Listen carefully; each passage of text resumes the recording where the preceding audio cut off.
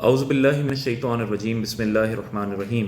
پچھلی ویڈیو میں ہم نے سواد اعظم کی بات کی کہ یہ جو بڑا گروہ ہے اس سے کیا مراد ہے اور اہل سنت و جماعت سے کیا مراد ہے۔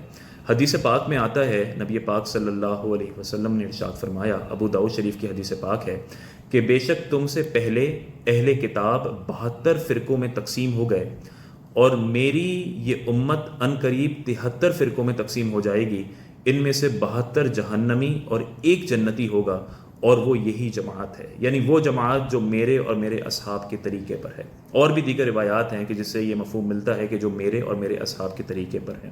تو اہل سنت جب ہم کہتے ہیں کہ اہل سنت جماعت، اس سے مراد یہ ہے کہ وہ جماعت کہ جو ہمیشہ سے اصحاب کے طریقے پر چلی آ رہی ہے۔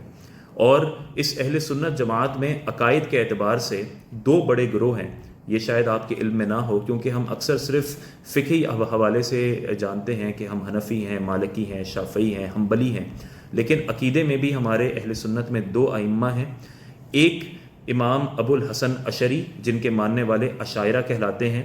ان کا اصل نام علی بن اسماعیل تھا اور یہ اہل سنت میں رئیس المتکلمین کہلاتے ہیں۔ تو اس لیے عرب دنیا میں آپ کو بہت سے ایک میجورٹی آپ کو اشاعرہ میں ملے گی، یعنی وہ امام ابو الحسن اشعری کی پیروی کرتے ہیں، ان کے عقائد کو لیتے ہیں۔ جو دوسرے امام ہیں وہ ہیں ابو منصور ماتوریدی، اور ان کے ماننے والے ماتوریدیہ کہلاتے ہیں۔ اور یہ جو ماتورید ہے، یہ سمرقند کی بستیوں میں سے ایک تھا۔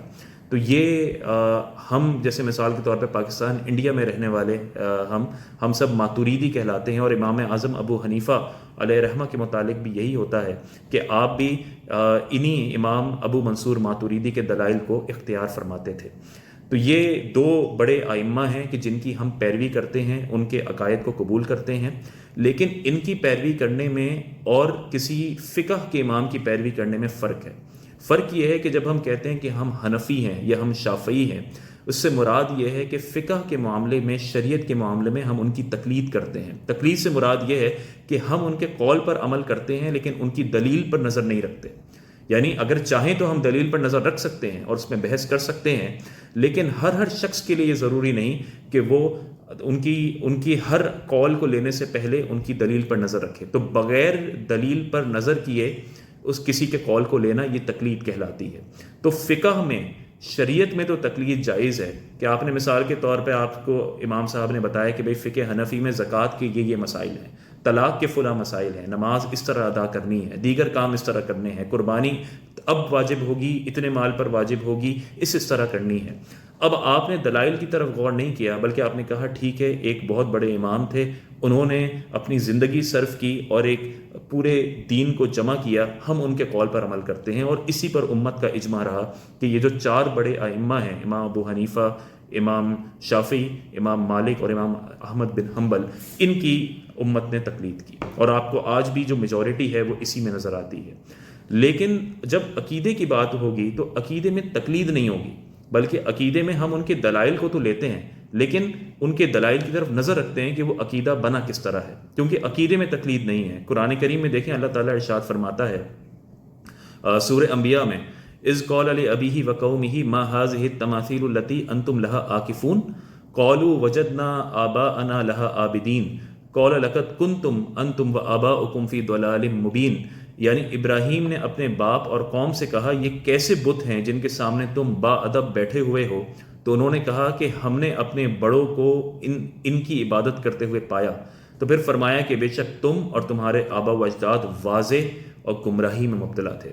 اس لیے عقائد کے سلسلے میں آبا و اجداد کی پیروی نہیں کی جائے گی، عقیدے کے سلسلے میں ہمیشہ دلیل دیکھی جائے گی۔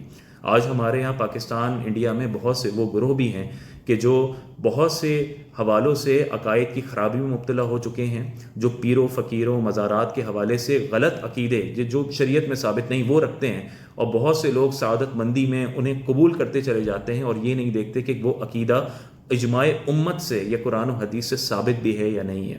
تو اس کورس کا بنیادی مقصد ہی یہ ہے کہ ہم اس کورس میں جتنے عقائد سنیں اس کی دلیل کی جانب جائیں اور یہ سنیں کہ وہ عقیدہ کہاں سے ثابت ہے۔